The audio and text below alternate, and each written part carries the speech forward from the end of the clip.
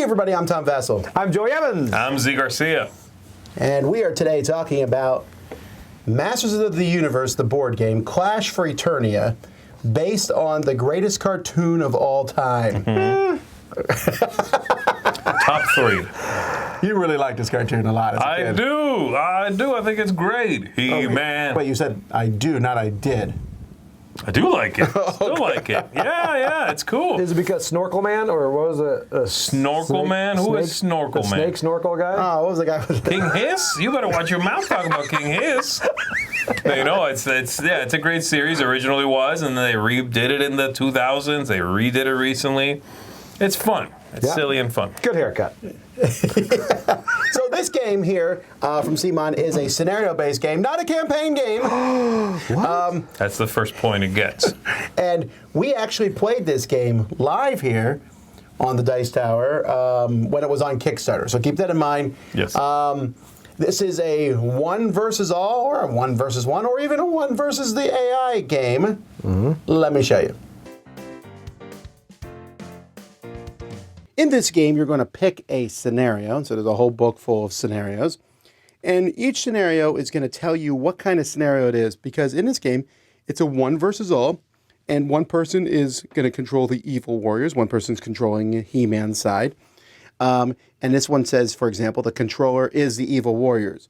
You can also play this one as an AI where the bad guy controls evil warriors. This one says open sides, which means either person can be the controller, so it could be the evil or the good side. Here, the controller has to be the heroic warriors. Either way, it will show you a map. It shows you where the terrain goes, and then it gives you any special rules and the victory condition for the controller, whoever the controller might be, and the victory condition for the players. There are tons of characters in the game.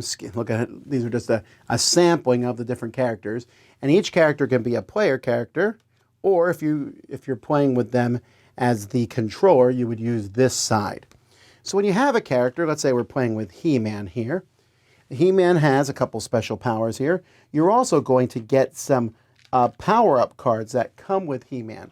And at various points of the game, there will be an escalation of the game, and you'll be able to take your first power, and you'll look, do I want throw or charge? Oh, I'll throw. And then later on in the game, you'll get another power, Earth Shatter or Deflect. I'll take Earth Shatter. And then I have the power or Battle Cat. Oh, what a tough choice. I guess I'll go with I have the power. So these will come over the course of the game. But one of the aspects in this game is you're going to be getting power oftentimes. And power, when you get it, you can place it down here, which can activate your special abilities here. But once you start getting these powers here, you can also assign this to them so that you can use these special abilities as you get them over the course of the game. For example, you can see here that Sword of Power. This is his normal attack, He-Man's attack. It's a melee attack where he rolls 3 dice. But if I spend 2 power, I get an attack boost of roll plus 3 dice. Indomitable, this is just an extra bonus action. I can always spend 2 power to heal 2. And then these do various things here. So for example, this says the first time He-Man activates each round, this skill gets 2 power. And then all enemies within 2 spaces suffer 2 wounds and become dazed. And this becomes a bonus action. Doesn't even have to count as one of his normal actions. So this stuff is going to happen over the course of the game. You're not going to start with all this stuff. And everybody has different actions on them. There's all kinds of different actions on all the various cards. The controller starts with these 3 characters, or any 3 characters. You pick them and you use them on the controller's side. So you're going to be playing with these against the players. And the controller has a bunch of special powers, and they're going to be getting power, and they're going to be activating all sorts of different powers on these characters. They also have these basic cards down here, because the controller not only will control these characters, but they're going to have a band of minions in the board, and you'll pick one of different sets of minions, and you're going to be activating them, and you could be able to, when you get put power in this general pool, you can pick one of these cards. This lets you spawn more minions and activate minions, move one of your characters, draw and play strategy cards. So the controller has a deck of strategy cards to play, and re-rolling dice. When the escalation happens for the heroes, they get power cards. What happens here is you can take one of these basic cards and upgrade it to a better side, and you can also permanently give empower one of your characters here. So now Skeletor, anytime any character is KO'd, he gets to draw a strategy card for free. So there's going to be a lot of different combinations you can pick. And while it looks like there's a lot more stuff going on with the controller, it does balance out. A lot of this is done using this board here. So this board keeps track of everyone's hit points. You put them on the board, basically however many hit points you have, and as you lose hit points, you go down here. And you get knocked out, you'll come back again, but that usually gives the other team something. When you play the character cards, you're going to get these whenever you're a player or the controller. If you're a controller, you get 1 card per character. If you're a player, you'll get 1 or 2 cards per character, depending on how many players are in the game. And then each player is going to, at the beginning of each round, you're going to secretly pick, if you're a controller, you're going to put 4 cards here in the controllers, and the players are going to pick 4 cards and put them in the player spots, and then you'll reveal them one at a time. So you'll reveal the card, take actions with that character. So here Orko would go first. When I reveal this card here, so let's say Orko is one of the controller player's characters, he'll go first. Skeletor gets a power. So you'll see that you get power the farther down that you go. And that's what this board is used. It's used for turn order. There's going to be 4 player turns and 4 controller turns, alternating. And over here, we keep track of the escalation. This is where the green, the yellow, and the red powers come into play, and where the bad guy gets stronger. And this has nothing to do with the end of the game. Each scenario will tell you how it goes up. If a player character gets KO'd, it might go up. Or you might be protecting an NPC and escort him across the map, and if you get to a certain spot, it goes up, whatever it might be. But there are very clear victory conditions, and eventually one side will win. On a player's turn, they have 2 actions that they can take, and you can take the same action, switch them up. You can move 3 spaces. Everyone can move 3 spaces. And I'm just showing you a small piece of terrain that would go on the board rather than the full board. Sometimes you can interact with something. There might be, there might be a deadly flower here on the board that you need to interact with. Sometimes there's a skill that you'll use, one of your special powers that counts as an action. But often, you're going to be attacking. Now, some attacks cost power, but everyone has a free attack that they can use. Melee only hits the person next to you. Range attacks can go up to 4 spaces away. So when you attack, you're going to be rolling some dice. You might get some boosts or defense boosts, but you roll the dice, and you're trying to roll whatever kind of attack you're making. If you're making a melee attack, swords are great. If you're making a ranged attack, these targets are great. And if you roll Castle Grayskull, that works no matter what. Also, you get a power when you roll these. And sometimes your skills will let you do other things. Like one character says when you roll a Grayskull, you get an extra die, and you get to roll that, which can be pretty awesome. You will then subtract armor. Many characters have armor. You'll see Tila here has 1 armor. Ram Man has 2 armor. You subtract that from the number of hits, and then you move the token on the track. That's pretty much it. And that's pretty much the game. There's not a lot more than that. There is a rule that when the player characters spend their power, it goes to the controller. And, like I said, the controller also has a deck of strategy cards. These cards have an ability here, when enemy character activates, spawn a minion in an adjacent space to them. By the way, most minions take 1 hit to kill them. And then there's even a bottom part, which if you upgrade the action of strategy cards, you can use that part too. And then there's terrain effects. There's cards that show you the different types of terrain and how they affect the battle. But that's it. You just play till you get to one of the victory conditions of the scenario. Real quick before we get into this, you played the AI version of it. Mm-hmm. And what are your thoughts on that? I think it's not as smooth as playing players versus players, humans versus humans. But I'm glad it's there, and I could see myself in a pinch really wanting to play this and not having someone to play against, pulling that out and trying it. I wish more of the rulebook had been dedicated to AI. That's the big issue, and that seems to be the big issue online as well, where if you go to the games page on PGG, and believe me, I did, there's a lot of rules that are about the AI. How does this work with the AI? What about that with the AI? Some lack of clarity. And that's unfortunate, but I was able to do it. I was able to play it. It's fun. It works well. Yeah, you need to be running both sides a little bit, but you flip over a card and it tells you what happens. It's fun. I enjoyed it. It gave me the same feel with one side I need to sort of like kajigger with. Yeah. Now, with that being said, You do not need to look at the rule book while playing the game. No. The normal game, without the AI. No. That is a huge point in this game's favor for me. It is not complex at all. Once you understand the flow of the game, which is not particularly hard, put out the different, put out the player order. Right. Activate your character, get some power, 2 actions. What are your actions? Mostly move and attack. There's not a lot more than that. Yeah. You attack, you roll the dice. You have a 50% chance on melee, or actually higher than that, and then ranged. And it's clean. It's fast. Your character dies. The biggest difference is all the different player powers that each of the characters have. Yes. And if you buy the box of power, all the other expansions, there's like a zillion things. But it's the thing that CMON's been doing so well in the last few years is this plug and play. Yes. And here, I've never seen a game do this before, where either side is the controller. It's not Skeletor's the bad guy and running everything.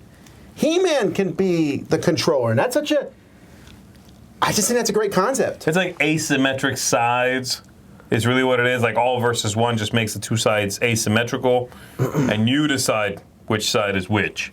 I could be the one versus the many and be the evil Skeletor side, or He-Man and, Man-at-Arms and whatever. Doesn't matter. That's great. They give you the content for both as either side. That's fantastic. And like you said, you're not going to be looking up persnickety rules all the time. No. The game is smooth. It's very clean. That is one condition, dazed. Yeah, pretty and much. that's it. They Which have some makes other sense. ones in the expansions, but they're easy to understand. And I love some of the things they did in this game. Like, if there's terrain on the board, they give you a terrain card that says what that terrain does right there. You can put that card on the table. It reminds me of the old Battle Lore. Remember Battle Lore? Yep. Yeah. They would give you all the cards. Fantastic. Something I noticed last time I was playing against the AI. On the back of the rule book is a breakdown of the turn. Great. Yeah. As every game should. On the back of the scenario book, same breakdown. There are 2 in there already. Hello. That seems dumb. Doesn't seem like a big deal. Scores points for that. The one thing that pulled me into this, because I was not a He-Man Masters Universe cartoon person. I was a Thundercats growing up. Nobody likes Thundercats. Apparently, I'm learning that right now. But, I don't know. So I was like, okay. And the one versus all, again, I'm not a huge one versus all fan. Until I realized you can flip them. You can sit there and you can have the bad guy going up against He-Man or flip it around. And that right there intrigued me.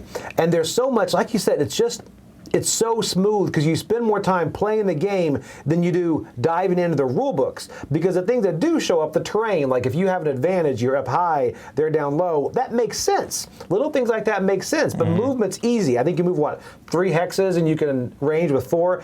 That's it, yeah. You're just sitting there playing the game, moving forward, and everything happens so quick. You get invested in the game. And I also love the minions. The fact that when you have your minions, they're cluttering the battlefield, and you're like, I'm going to win this. And you might not, because they're just cannon fodder. They're just there in really the are. way. I'm like, I got these minions. You'll never beat me now, He-Man. I was kidding. Oh, yeah, they get swiped aside, yeah. I played Skeletor, and I was like, He-Man was the one. And I went from feeling bad, like I'm really OP over here, I'm really beating you, to losing the game. Because it's just the activations. He just shredded everybody who went through it. It was great. I really like, speaking of the one versus the all, I should point out that I think this game actually scales very interestingly. Yes. Most of these games where you have the one versus all, and CMON has done quite a few of them at this point. Usually the all side has a prerequisite of how many characters must be run. Okay, Right. so like for example, this game is going to get compared a decent amount to Rise of Moloch from CMON. In that game, the all side has to have 4 characters, 4 gentlemen of the Unicorn Club, they're called in that game. Wait, is that a bit, or is that what they're called? It's a real thing. That's what they're called. It's like a steampunk kind of thing. That's fantastic. You have to joining have that 4. There are 4. So if you're playing 1 versus 1, the person doing the all has to run 4 fairly complex characters. It's hard, especially considering that's a campaign. Yeah. In this, You can play 1 versus 1 very easily. In fact, I think that might be the best player count because it has the least amount of downtime for anybody involved. And it's so smooth to run. It's so easy. You can run 3 characters, no problem. There's no fiddliness. There's nothing crazy. Yeah, it gets high marks for just getting out of its own way. Yes, and little things like the hidden activations where you're going to activate which order you're going to go, because if you're on the other, you're trying to figure out, I need to get here, but I'm going to play the odds that he's not going to activate this guy till later. And it's all that just really gels so well. So many great decisions, easy, streamlined decisions. But it's also, in a sense, to me, it's a little bit of stupid fun. Yeah. Like you're just running in, you're running and chucking dice and getting powers and an escalation system, which is beautiful because it's going to increase, and I get cool stuff and you get cool stuff, and we don't have to go through a campaign. It's happening in this thing. Yes. E-Man's going to get I have the power, Yes. or the Battle Cat, whatever it might be. And I just like that, the chucking of dice. If you're a fan of the out-of-print Heroescape, this is not a far cry from that. In fact, I like this system so much, I wouldn't mind seeing this exact same system used with other IPs. Like, I could play a G.I. Joe game with this, or I'm going to just keep saying G.I. Joe. Thundercats. No one asked for Thundercats. Everyone asked for Thundercats. I have the thunder. Well, real quick, let me ask you about that, because accurate. you're a big fan of the theme. Do the powers and everything bring that theme to life to you in this? Not as much as in other games, to be fair. And again, I think you do give up something for simplicity. Right. You do give up theme a little bit. Like, for example, Merman is one of the bad guys. He puts out water, which normally has movement penalties, not to him. And he can hurt dudes next to water. That's I know. thematic. I hate Merman. That's great. So much. It's very thematic. It works well. Some of the other ones, it's like, it's another, like, swing. It's another attack. It's fine. I didn't find it detracted from the theme. Getting beefier is just good. It's better. But I wouldn't say it's the most thematic game. This is the most Masters of the Universe thing. No, but I'll take it. I'll take little breaks in that immersion or lack of immersion for a streamlined system. You know what I mean? Right. There are other games which I would say, wow, it's so thematic. Also, where's that rule book? I need to stick my nose in it. Yes. I'd rather have this. That's just the way that goes. You're spending your time playing the game and strategizing what you can do in the game, not spending time trying to figure out what means. Yeah. Also, if you have kids and they may not be into this theme as much, it's not as popular with the kids these days, that's for sure. But they still might have fun playing it. It is a great, hey, play this game with your kids. Just pull it out and play it. What would you rate it? I came in a lot, again, going into this, not excited about the theme, the all versus one, whatever. I really like this game. I'm coming in at 8.5. I really enjoyed this. This is one that I would love to play through different scenarios and different villains I don't even know, and I want to find out, I want to dive deeper into it, and that was a surprise to me. And it's great coming into a game like this that you're not expecting much, and it over-delivers. That's where I am with it. I'm the exact same, 8.5. I'm so happy for fans of Masters of the Universe because this is what you want to do. Yep. You wanted to take those toys and play a game with them. Yeah. This is essentially letting you do that. Every commercial. It's as nonsensical, picking up every character, in the whole game, every character, in some scenarios, can pick up boulders and throw them at each other. 100% I did that. That's fantastic. It's amazing. Just pick it up and throw it. Beastman chucked a boulder at He-Man. Got him in the face. It's great. It's so dumb, and I love it. I like the giant plants that are trying to snap at you when you walk by them. And the fact that He-Man suddenly just has a cat appear underneath him. Like, yes, that stuff is great. But I'm not as... I like Masters of the Universe fine. I love the gameplay. I do because too. I like fast tactical games, and I think it's so neat how they made it asymmetrical, and yet because of the plug and play, every time I play, it's gonna be a different experience. Yes. I'm giving it a 9. I really, really like it. Yes, being a Masters of the Universe, He-Man, all that jazz, being a fan of that stuff is gonna help. But I agree with you that I don't think you can't hate it. You know what I mean? But if you're not a big fan of it, I still think you can have a great time with this. That plug-and-play nature, the simplicity, the fact that the game can play 1 versus 3, or 1 versus 1, or just you. Take on the AI. The fact that it is not campaign, but instead scenario-based. That you level up throughout the game. The player aids they provide you with. The general simplicity of the game. Do I wish the rulebook was better? That's almost a given from a CMON game. I always want them to be better. And yes, I think more space should have been dedicated to answering some of those AI issues. I'm gonna have to scrape away at some of that. That's unfortunate, and that honestly hurts it a little bit. Nah, I never play AI, so I'm okay. I'm gonna keep playing it, but I do think that it's better players versus player. Okay. But having said all of that, it's such a good system, so fun. It seems to put that fun first. I am always a fan of that. This one gets a big thumbs up because it seems to do that. Well, there you go, folks. That's Masters of the Universe, the board game Clash for Eternia. It's a long title. I'm Tom Vassell. I'm Joey Evans. I'm Zee Garcia. He has the power. I have the power. Thundercats expansion. I do like that.